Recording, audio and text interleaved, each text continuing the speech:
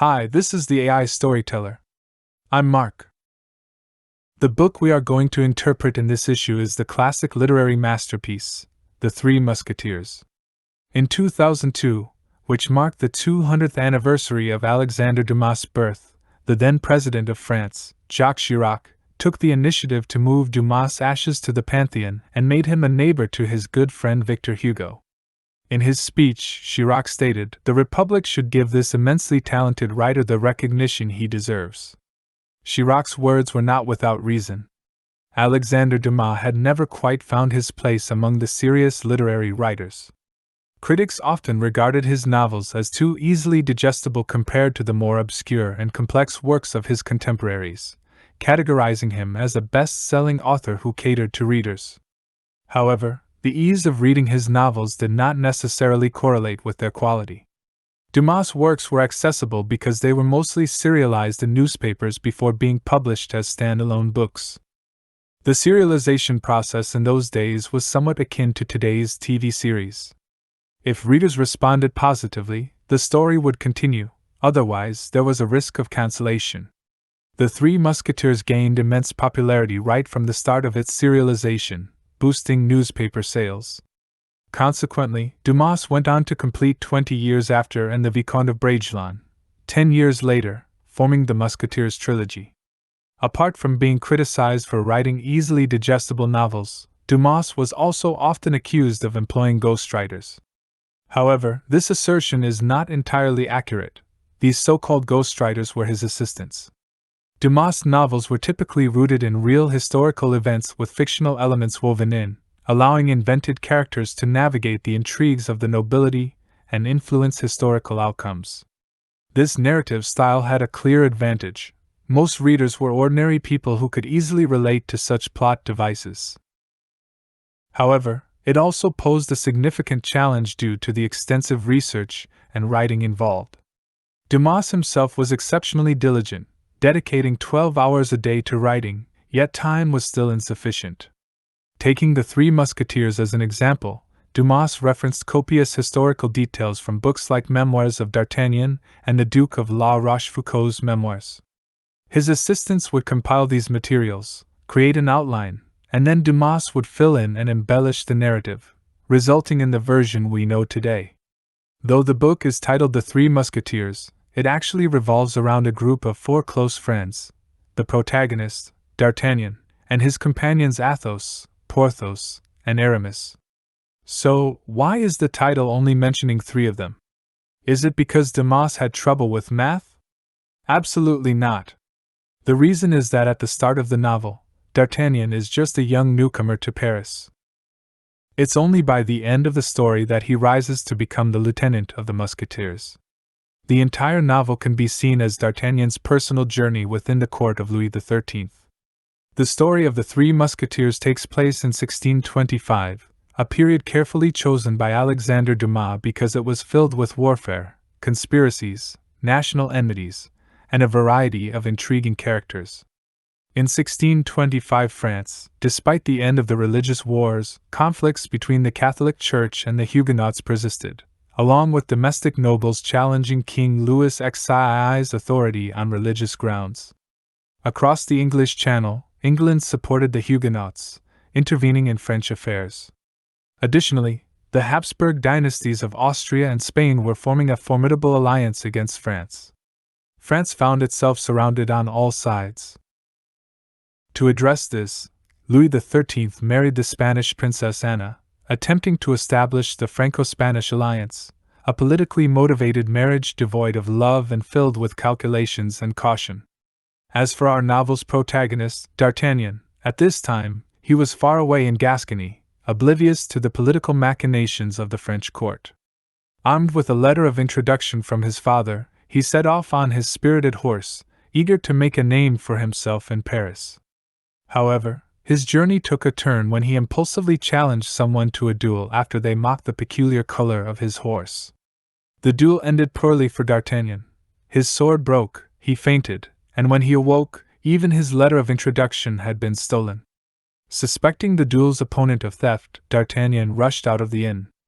Outside, he glimpsed a stunning woman sitting in a carriage, overheard mentions of London and Buckingham, and then she disappeared in a cloud of dust. But that enchanting moment left an indelible mark on D'Artagnan's heart. Just who was that mysterious woman? At this point, D'Artagnan had no time for love. He needed to reach Paris before he ran out of funds and find his father's old acquaintance, the current captain of the Musketeers, Monsieur de Treville. Despite losing his letter of introduction, D'Artagnan, as a fellow countryman, received a cordial reception from Monsieur de Treville. However, he couldn't be enlisted in the Musketeers due to a royal decree that required military service for eligibility. Gratefully, D'Artagnan expressed his thanks. As he settled into the world of the nobility, he discovered that people spoke openly about the tensions between the king and the prime minister, Cardinal Richelieu, which reshaped D'Artagnan's understanding of court politics. This was his first revelation after arriving in Paris. Soon, he had a second revelation. He encountered, within Monsieur de Treville's mansion, the man who had dueled with him and stolen his letter of introduction. Without a second thought, D'Artagnan stormed out, accidentally injuring one musketeer's shoulder and fabricating a story about buying a golden shoulder strap. Finally, he enthusiastically picked up a handkerchief near the third musketeer's feet, who angrily denied it was his own. While the thief escaped, D'Artagnan's series of blunders led to 3 duels in quick succession. The following day, before the 4 friends could begin their duels, they encountered the Cardinal's guards. Tensions escalated rapidly in their exchange of words, and it was clear that a battle was inevitable. At this critical moment, D'Artagnan had to make a choice. Should he stand with the Musketeers or side with the Cardinal's guards? In a split-second decision, D'Artagnan chose to stand with the Musketeers. After a fierce skirmish, the Cardinal's guards were forced to retreat, and D'Artagnan forged a bond of friendship with the 3 Musketeers. Now, let's formally introduce D'Artagnan's 3 loyal friends. The one with the injured shoulder was Athos, a quiet and dignified nobleman for whom honor was paramount. The one with the pierced leather was Porthos, flamboyant and glory-seeking. The one who denied ownership of the handkerchief was Aramis, a discreet individual who seemed to have an illicit connection with a certain lady of nobility. Here, Alexandre Dumas' mastery of characterization shines through, as he succinctly portrays the different personalities of these 3 men based on their reasons for befriending D'Artagnan. As a side note, Dumas initially even considered using the title Athos, Porthos, Aramis for the book, but newspaper editors disagreed, as they felt the title sounded like the 3 fates of Greek mythology, which could negatively affect sales. Hence, the title was changed to the 3 Musketeers. Having initially thought that their confrontation with the Cardinal's guards would lead to trouble, the 4 friends unexpectedly found themselves received by the king. D'Artagnan was allowed to join the king's musketeers, and they received a reward of 40 gold coins. However, when it came to deciding how to spend this money, the 3 friends had differing opinions, revealing their distinct preferences. Athos, practical in nature, suggested a hearty meal. Porthos, concerned with appearances, proposed hiring a servant, while Aramis, with a more discreet agenda, suggested finding a mistress. The 40 gold coins didn't last long, leaving D'Artagnan worried about his finances. At this moment, their landlord came knocking, seeking assistance. It turned out that the landlord's wife, a lady-in-waiting at the palace, had gone missing and hadn't returned home recently. The landlord, considering D'Artagnan the most influential person he knew, promised a hefty reward if his wife could be found. Before D'Artagnan could start his investigation, the landlord was unexpectedly arrested by the Cardinal's men, complicating matters further. The disappearance of a mere maidservant had somehow drawn the attention of the Cardinal. Puzzled by this turn of events, D'Artagnan was taken aback when the landlord's wife suddenly returned home. She was a charming and beautiful woman, and D'Artagnan couldn't help but be captivated. To demonstrate his heroic qualities, he insisted on helping the lady with her troubles. It turned out that everything was part of a conspiracy by the Cardinal. To sow discord between the king and queen, he sent secret messages to the Duke of Buckingham, who was the queen's lover, pretending to be the queen herself and inviting him to a rendezvous in Paris. The mysterious woman that D'Artagnan had encountered at the beginning of the novel was none other than the Cardinal's spy, named Milady. The Duke of Buckingham, unaware of the deception, came to keep the rendezvous. In order to catch the Queen in the act of adultery, the Cardinal needed to ensure that all the Queen's attendants were his trusted agents. Therefore, he had kidnapped the lady-in-waiting, who was the landlord's wife. Luckily, she had managed to escape. With D'Artagnan's assistance, the Queen and the Duke of Buckingham met safely, and the Queen even gave her lover a string of diamond pendants as a token of their affection. Upon learning that the Cardinal's plot had failed and the Duke of Buckingham had quietly returned to England, the Cardinal burned with anger. However, a seasoned and cunning politician like him wouldn't easily admit defeat. When one plan failed, he devised another. On one hand, the Cardinal sent spies to steal the diamond necklace from the Duke of Buckingham, and on the other hand, he encouraged the king to have the Queen wear the diamond necklace to the upcoming ball to show their undying love. However, the necklace was still in England, and the ruse was bound to be exposed sooner or later. To make matters more complicated, the Queen, in her desperation, decided to write a letter to her lover to retrieve the necklace. But who should deliver it? The weighty responsibility naturally fell on D'Artagnan's shoulders. Hearing of this, the Cardinal set up numerous obstacles to intercept him. One by one, D'Artagnan's three friends fell into the Cardinal's traps, leaving only our hero to navigate through a series of challenges and successfully deliver the letter to the Duke of Buckingham. When the Duke opened the letter, he was astonished. How could 2 diamonds be missing from the necklace? The Duke then remembered that Milady, the Cardinal's spy, had been close to him and must have cut the diamonds. The ball went on as scheduled, but the Queen's necklace was conspicuously absent. The King, recalling the Cardinal's insinuations, began to doubt the Queen's loyalty, suspecting that she had given the necklace to her lover. He ordered his wife to retrieve the necklace from the Louvre.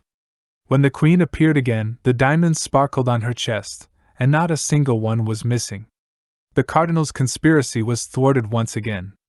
As it turned out, the Duke of Buckingham had replicas made for the missing diamonds and urgently sent them to Paris. The Queen, who had narrowly escaped a scandal, thanked D'Artagnan by giving him an invaluable ring.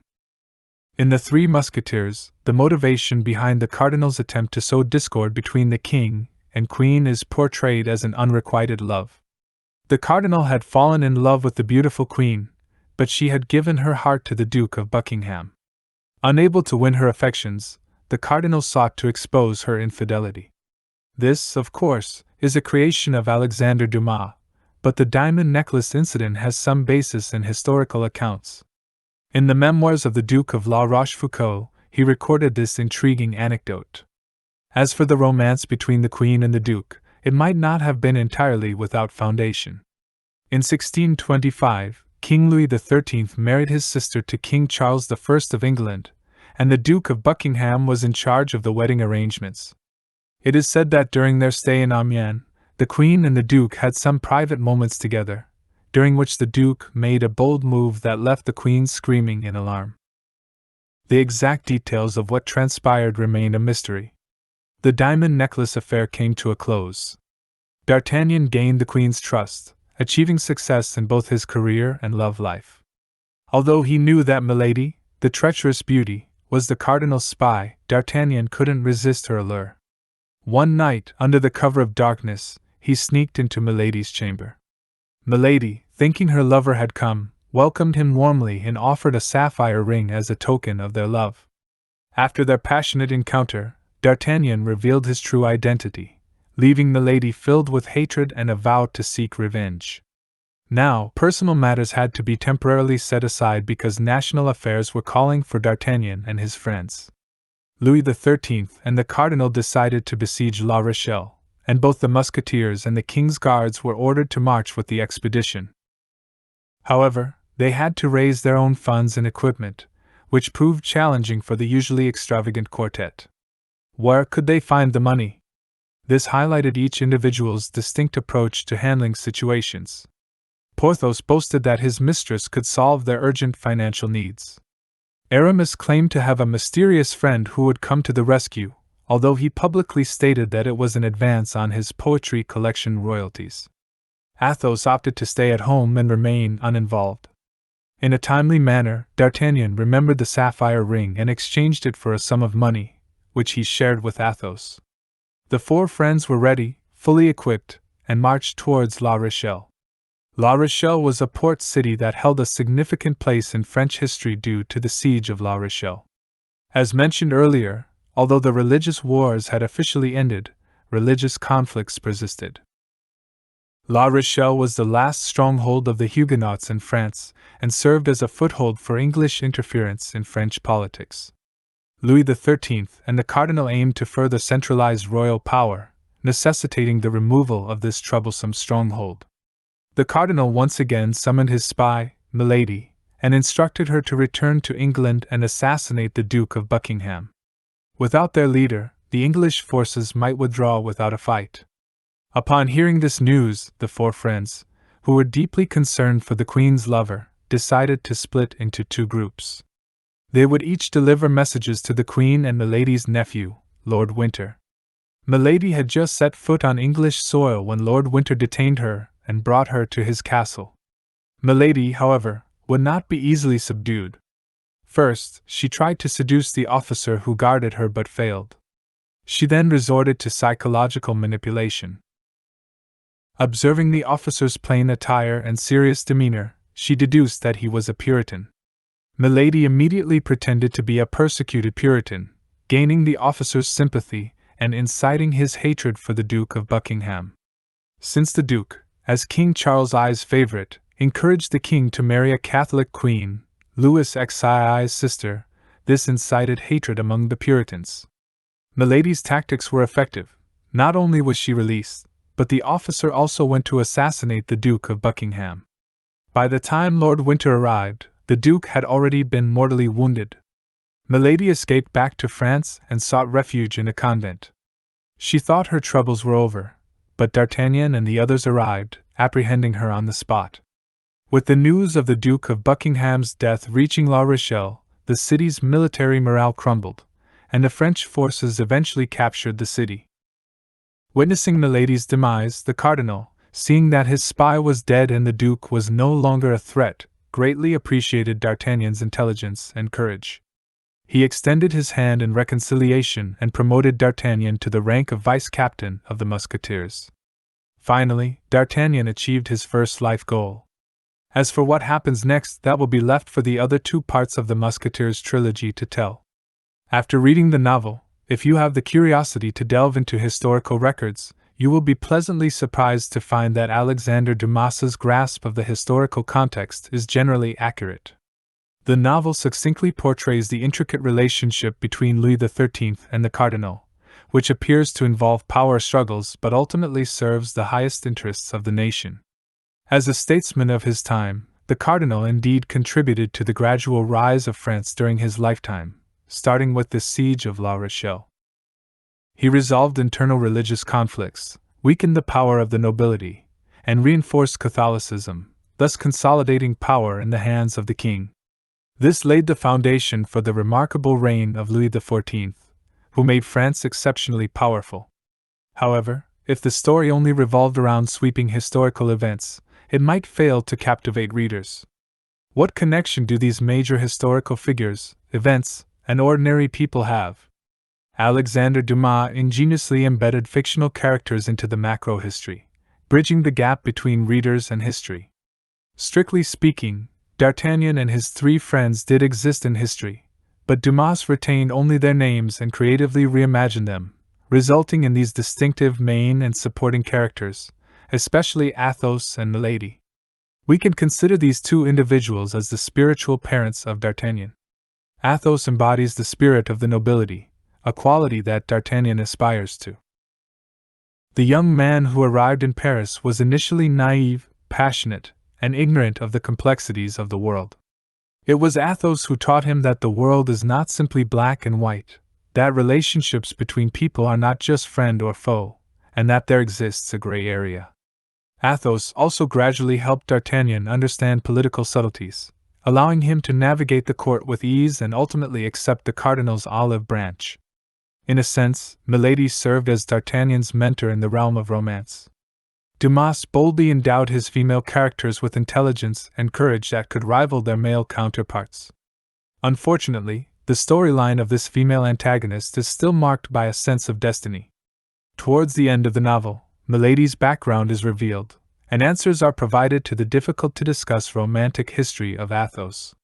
Milady was once a nun who seduced a priest, stole a sacred relic, and was branded as a criminal. After escaping with her lover, they lived together as siblings. It was during this time that Athos irreparably fell in love with her and married her. However, Athos later discovered the brand on Milady's body and felt that his honor was tarnished, leading him to strangle his wife. However, Milady did not die but instead escaped to England, where she underwent a transformation, becoming a spy for the cardinal, and traversing between the courts of England and France. We can feel Dumas's deep affection for Milady, and he even designed an incredibly detailed storyline to flesh out this character. She was cunning, ruthless, and extraordinarily charismatic. This refreshing character design undoubtedly captivated readers. To keep the readers engaged, Alexandre Dumas also employed a storytelling technique that added a dynamic quality to the novel. Coming from a background in scriptwriting, he incorporated theatrical elements into the novel, increasing the proportion of dialogues. Through the exchanges between the novel's characters, he endowed the story with a more compact rhythm, making it a thrilling read. Dumas's novels are grounded in reality. This connection is likely influenced by his personal experiences, having grown up in his maternal grandfather's inn. He had an intimate understanding of the tastes of the lower middle class and the bourgeoisie and was eager to include such characters in his works. For instance, in The Three Musketeers, we have Porthos, who is somewhat extravagant and vain but still a lovable character. Why do readers choose to read a particular author's work? It's often to see another aspect of themselves within the story, a tacit understanding between the writer and the reader. Clearly, Dumas's readers found a familiar presence in his works. Building upon this familiarity, Dumas added a touch of novelty to his stories. He didn't write historical novels just to reminisce about the past but to draw lessons from history. He rewrote the past to help the general public better understand the present. For example, in The Three Musketeers, he chose this historical period not only because of its dramatic conflicts but also because of the subtle parallels it shared with Dumas's own time. In the novel's France, Louis XIII had not yet achieved centralized power, and the bourgeoisie was emerging as a fresh force. In Dumas's lived experience of France, the Bourbon monarchy had already collapsed, and the feudal hierarchy was crumbling. Despite having a close relationship with the French royalty, Dumas was a staunch Republican. He was dedicated to solving the question of how to transition a monarchy into a democratic republic. While Dumas's historical novels shouldn't be read as serious history books, they played a significant role in educating the public about their nation's history at a time when formal education was limited in the 19th century. These novels help foster a sense of national pride by connecting people to their history. Moreover, this ideological function helped nations develop their own political and cultural identities. Victor Hugo praised Dumas as a spreader of French thought. In a way, he was also a spreader of French history, much like how people today learn about the United States through Hollywood movies. People all over the world learned about French history through Dumas's novels. In this regard, Alexandre Dumas deserves a special place in the pantheon of literary greats. To recap, in this discussion, 1. Despite its title, The Three Musketeers, the novel revolves around a quartet of friends D'Artagnan and his companions Athos, Porthos, and Aramis. The entire novel can be seen as the personal journey of D'Artagnan in the court of Louis XIII. 2. Alexandre Dumas created a new genre of historical fiction characterized by blending fictional elements into a real historical framework. He made these invented characters influential figures within historical events, making them the driving force behind history. 3. Dumas's historical novels were not about nostalgia but served as lessons from history, helping the masses understand their own contemporary situations. 4. The Three Musketeers is captivating because Dumas achieved several key elements. He created vivid and distinctive characters, made ordinary people the protagonists, added an element of familiarity for the common reader, and introduced exotic and historical elements to the story. Well, that concludes the content for this episode. If you enjoyed my video, please click like, subscribe to my channel, and share it with your friends. Thank you.